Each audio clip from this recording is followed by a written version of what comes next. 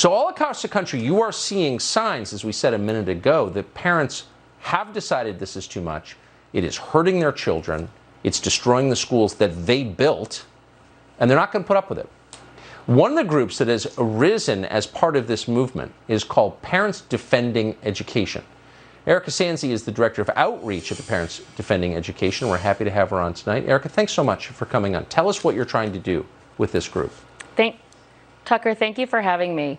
So we as a group are doing a variety of things. Essentially, we're trying to address what we see as an alarming increase in activism in the classroom, in reducing children and staff, actually, to their immutable traits, to focusing on social identities such as their race and their gender, and forcing children now to see one another as either oppressors or as oppressed.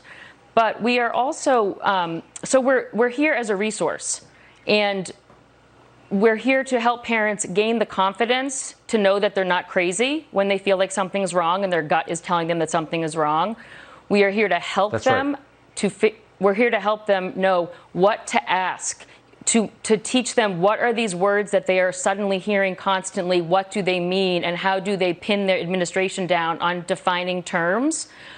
We are here to teach people how to file Freedom of Information Act requests so that they can see and connect the dots between what they're suddenly getting in emails from their schools, what their children are bringing home, and what money is being spent on that.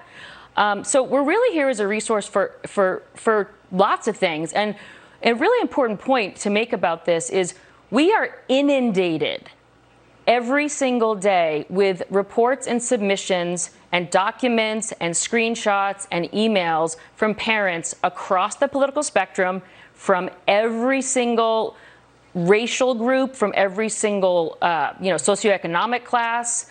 I have not seen much of anything bipartisan recently, and this is a bipartisan phenomenon that almost feels like a tidal wave.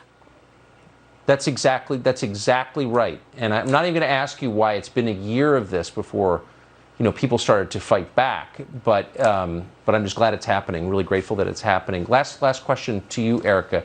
Have you seen pushback from schools? I mean, how are they responding to this? Oh, absolutely. We see pushback from schools all the time. We see them refuse to respond to questions and emails. We see them telling parents that they don't even have the right to look at their children's online assignments. We see them refusing to respond. We see them refusing to respond to emails.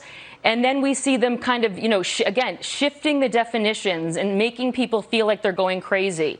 Because suddenly, when the definition that they're using is shown to be toxic and damaging to children, they will quickly shift. So, we are seeing pushback. Now, are there some success stories? Yes. I would point to Southlake, Texas as a place where we just recently saw some success in the community pushing back. But it takes courage. Yeah. And the people that are pushing this in the schools, they are relying on parents feeling intimidated. They are relying on parents staying silent because they don't want to be called the ugly names like a racist and a transphobe and a bigot. Right.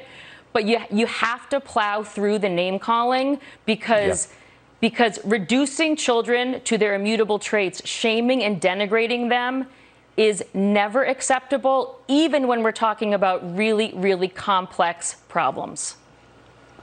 That's right. It's totally immoral. You have the moral high ground. They can't do this to your children. Don't put up with it, not for 1 second, no matter what they call you. Thank you for that reminder. Erika, great to see you tonight.